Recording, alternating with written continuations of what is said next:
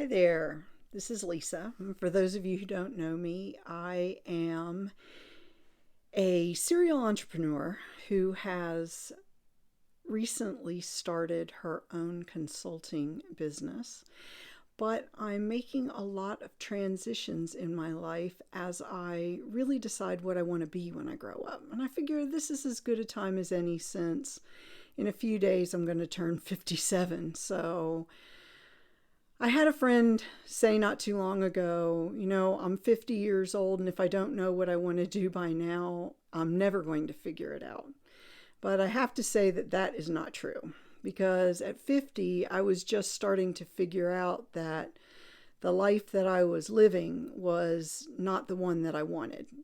I was living what someone else thought was the best life for me. It was a life that I accepted instead of one that I chose. And now I'm making my choices and I am deciding what I want to do. But just that not that long ago, it was a really difficult thing for me to do because of the anxiety it caused, the insecurity, and a lot about my inner critic.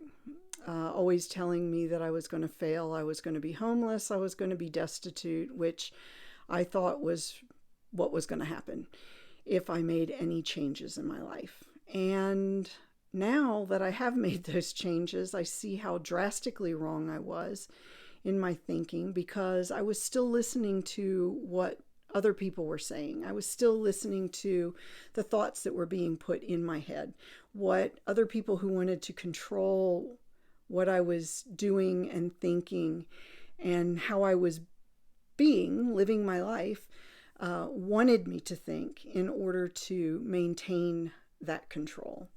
Now that I'm living my own life, making my own choices, I am doing very well and I'm incredibly happy.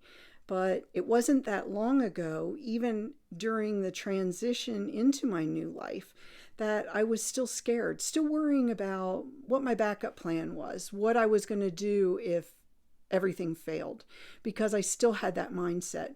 I didn't have a mindset of success. I wasn't working towards a goal. I was still thinking about dreams. And dreams are great because they give us motivation to get to the point where we set a concrete goal, something that's achievable and measurable and attainable.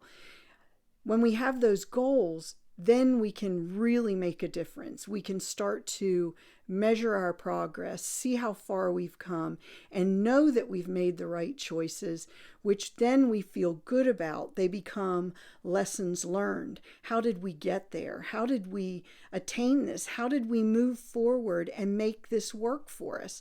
So those things are the tools that we keep in our toolbox. Those are the things that let us look back and reflect and say, I know I can do this now because I did it before.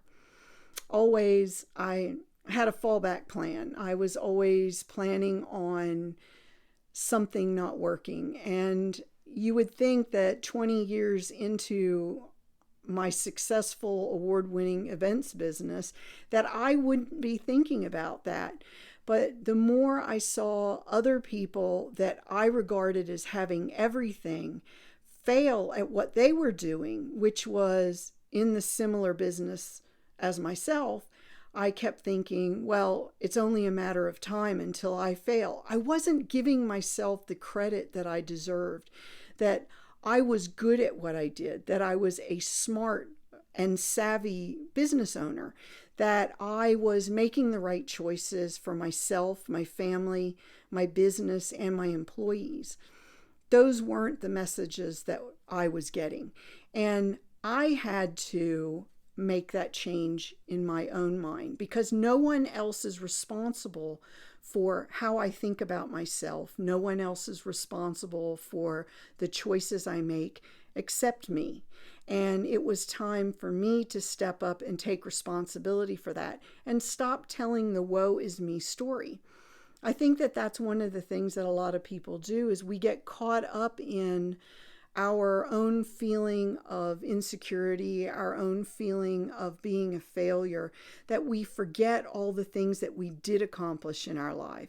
And we allow that story to take over our actions for the future, because our past still controls our future if you're still thinking about your past as a failure and you're not learning lessons from it.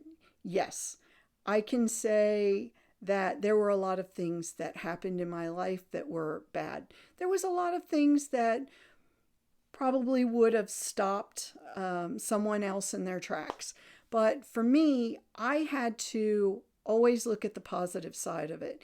Even though I didn't feel like I was doing that at the time, I was. And that's how I was able to move forward, be successful, and continue to grow my business until I sold it just 2 years ago. Knowing now that all those things gave me the coping skills and the mechanisms to stay positive, to move forward, and to be able to change the narrative of my story, to give it a positive spin and tell it as a tale of a victor and a hero.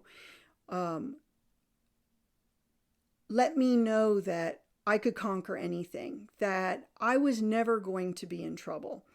When I was younger, I always felt that I had a safety net of being able to call on my parents. A lot of us, don't want to think about that, but when you're feeling so insecure, you want to know that there's some kind of a safety net there. When I stepped out on my own and started my own business, I knew that I had the safety net of my husband's income. I wasn't worried about failure because I felt like there was always that security net. And going out on my own, being single and having my son, taking care of him, making sure that the two of us had a place to live, roof over our head, food on the table, put a lot more pressure on, and I began to feel those insecurities again. Of course, at that time, I'm thinking, oh, my backup plan. If everything fails, I can always go back to retail. Retail stores are closing left and right. So where is my backup plan? Stop looking for that fallback. The thing is you always do have to have a plan B. What is your plan B? But your plan B shouldn't always be wrapped in ultimate failure. It needs to be part of your success story. I can do anything I set my mind to. I can change the world. I can make a difference. Those are the things that you have to know. So how are you going to change that story going forward? You need to know all the things that you've done in your past that you've been successful at, or even the things that you have failed at, but you learned a lesson in the process, because that's what counts. Those are the things that we can put into our toolbox, the skills that we have moving forward. I've heard so many people talk about where they are now, how they got there, why they're stuck, because they've allowed the fear over the years to build in their mind and to basically trap them where they are. And now they feel like they don't have anything to contribute. They feel like the contributions that they made in the past are just that. They're past. They don't have any relevance now. But those things are all the things that make up our current being. They're the things that made us who we are, and the things that we suffered through, and the things that we learned from, and our failures all go to make us stronger, to increase our ability to do what we want to do, to make this the life that we choose and not just a life we've accepted.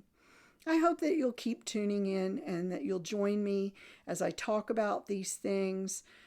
Starting later this week, I'm going to start doing them live. Right now, I'm just going to post this one. But if you have any comments or even a question, don't hesitate to get in touch with me. Send me a DM, make a comment, but stay tuned. And we're going to make changes together because it's what we all need to start living fresh. And especially now when we're coming out of this pandemic, when so many of us have lost so much and are just trying to get it together and find our plan for the future, set those goals, and work towards our dreams. So have a great day. Happy Mother's Day to all the moms, and thank you for all the support. I really appreciate it, and I look forward to talking to you again.